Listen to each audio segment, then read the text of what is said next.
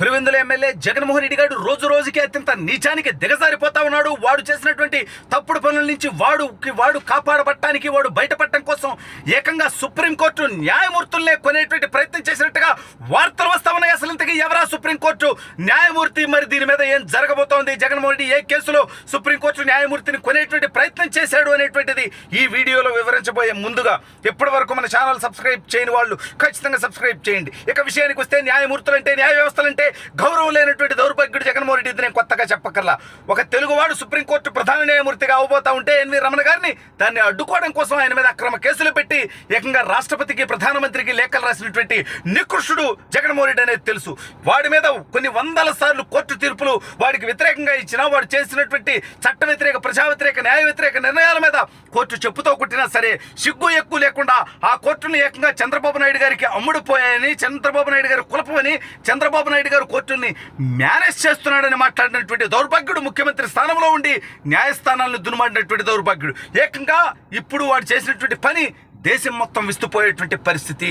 ఏకంగా సుప్రీంకోర్టు న్యాయమూర్తిని కొనేటువంటి ప్రయత్నం చేయటం అంటే ఇవాళ కొత్త కాదు వీడికి. గతంలోనే టీటీడీ ఈవోగా పనిచేసినటువంటి వీడి బానిస ధర్మారెడ్డి దగ్గర నుంచి అనేక మందిని, వాడు వైవి సుబ్బారెడ్డి దగ్గర నుంచి ఏకంగా ఎంపీ విజయసాయి రెడ్డి దాకా వీళ్ళందరినీ వాడి న్యాయమూర్తులకి గిఫ్ట్లు పంపించడం, కొనేటువంటి ప్రయత్నం చేయటం, వాళ్ళ ఇళ్లలో శుభకార్యాలు జరుగుతుంటే వీళ్ళు అక్కడికి పోయి కోట్లాది రూపాయలు విలువ చేసేటువంటి డైమండ్ నెక్లెస్లు, డబ్బులు, హారాలు ఇటువంటివన్నీ ఆఫర్ చేయటం గతంలోనే మనం విన్నాం. అదేవిధంగా వీడి పార్టీ వాళ్ళతో ఏకంగా మాజీ ఎంపీలు, ఎమ్మెల్యేలు, ఆ పార్టీ కార్యకర్తలతో న్యాయమూర్తుల్ని తిట్టించడం కూడా మనందరం చూసాం. దాని మీద కేసు నమోదైంది, సిబిఐ విచారణ చేసింది. అయినా చాలా మందిని అరెస్ట్ చేయలేదు. పంచి ప్రభాకర్ లాంటి బోగ్గాన్ని సిబిఐ కూడా ఏం చేయలేకపోయిందంటే జగన్మోహన్ రెడ్డి అనేటువంటి వాడు వ్యవస్థలు ఏం చేస్తున్నాడో చూడండి. అయితే ఇప్పుడు ఆ ఓవర్ కాన్ఫిడెన్స్ తోనే, ఆ బలుపుతోనే వీడు ఏకంగా సుప్రీంకోర్టు న్యాయమూర్తులను కొనేటువంటి ప్రయత్నం చేస్తున్నాడు అనేటువంటి వార్తలు వస్తా ఉన్నాయి. నిన్న ఒక సంచలన కేసు, భారతదేశం మొత్తాన్ని, ప్రపంచం మొత్తంలో ఉన్నటువంటి హిందువుల్ని కుదిపేసినటువంటి సంఘటన. పరమ పవిత్రమైనటువంటి వెంకటేశ్వర స్వామి దేవస్థానంలో ఉండేటువంటి నెయ్యి, దాని ద్వారా తయారు చేసేటువంటి లడ్డూని జగన్మోహన్ రెడ్డి కల్తీ చేపించాడు. డబ్బు కోసం వాడు ఏకంగా జంతు కొవ్వందులో కలిపాడు అనేటువంటిది ఇవాళ రాష్ట్ర వ్యాప్తంగా చర్చ జరిగింది, దేశవ్యాప్తంగా చర్చ జరిగింది.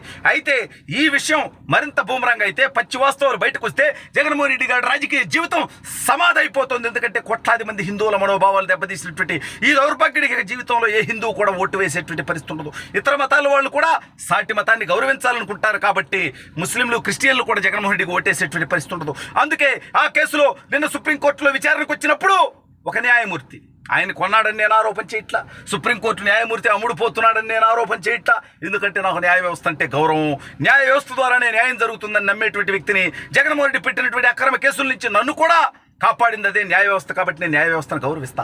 కానీ నిన్నటి న్యాయమూర్తి గారు సాక్షాత్తు జగన్మోహన్ రెడ్డి ఒకప్పుడు దోపిడీ చేసి ఈ రాష్ట్ర సంపదను దోచుకొని జగన్మోహన్ రెడ్డి గారు జైల్లో ఉన్నటువంటి కేసులో, జగన్మోహన్ రెడ్డి కేసుల్లో జగన్మోహన్ రెడ్డి తరపున లాయర్గా వాదించాడు. అంటే ఒక ప్రైవేట్ కేసును లాయర్గా వాదించినప్పుడు జగన్మోహన్ రెడ్డి దగ్గర నుంచి ఆ న్యాయమూర్తి గారు డబ్బు తీసుకొనే జగన్మోహన్ రెడ్డికి అనుకూలంగా వాదించి ఉంటారు. జగన్మోహన్ రెడ్డితో సత్సంబంధాలు ఉండి ఉంటాయి. అటువంటి వ్యక్తి నిన్న మీడియా ముందెందుకు మాట్లాడారు, లేకపోతే వివిధ అంశాల మీద ఆయన స్పందించడం జరిగింది. అదేవిధంగా ఎక్కడ తేలింది లడ్డూలో కల్తీ ఉందని అంటే, ఆ కంపెనీ గత కొద్ది నెలలుగా అక్కడికి నెయ్యి సప్లై చేస్తున్నప్పుడు, ఆ కంపెనీ సప్లై చేసినటువంటి నెయ్యిలో కొన్ని ట్యాంకర్లు వాటిని టెస్ట్ చేసినప్పుడు వాటిల్లో ఇవన్నీ బయటపడినప్పుడు, మరి గతంలో వాళ్ళు చేసినటువంటి సప్లై చేసినటువంటి నెయ్యిలో కూడా ఇవే ఉంటాయి కదా. అప్పుడు కూడా ఇదే 320 రూపాయలకే కదా సప్లై చేశారు. ఇవన్నీ న్యాయమూర్తి గారికి తెలియదా, తెలుసా? మరి ఇవన్నీ ఆయన నోటీసులో ఉన్నాయా నాకు తెలియదు. కానీ నిన్న ఆయన ఏదైతే కేంద్ర ప్రభుత్వ విచారణ సంస్థలు విచారిస్తే బాగుంటుందన్నట్టు ఖచ్చితంగా అందరం ఆహ్వానిస్తాం. ఎందుకంటే జగన్ అనేటువంటి 420 గాడికి ఏ న్యాయస్థానం చేసినా, లేదంటే ఏ వ్యవస్థ ఎంక్వైరీ చేసినా వీటి చేసిన తప్పుడు పనులు బయటకు వస్తాయి. కానీ సిబిఐ ఈ దౌర్భాగ్యుడు దోచుకున్నటువంటి దోపిడీలో, ఈ దౌర్భాగ్యుడి మీద ఉన్నటువంటి కేసుల్లో ఎందుకు విచారణ వేగవంతం చేయట్లేదు? వీడి తమ్ముడు అవినాష్ రెడ్డిని అత్యంత పాశవికంగా వాడు ఏదైతే అవినాష్ రెడ్డి వివేకానంద రెడ్డి గొడ్డలతో నరికి నరికి నరికి నరికి నరికి నరికి నరికి 7 సార్లు నరికి చంపాడో, ఆ కేసులో సిబిఐ అరెస్ట్ చేయబోతే ఆ అరెస్టుని శాంతి భద్రతలు సృష్టించి అడ్డుకున్నటువంటి నికృష్టుడు జగన్మోహన్ రెడ్డి మీద సిబిఐ ఏం చర్యలు తీసుకుంది? ఈ న్యాయస్థానాలు ఏం చర్యలు తీసుకున్నాయి? న్యాయస్థానాలను, న్యాయమూర్తుల్ని తప్పట్లా.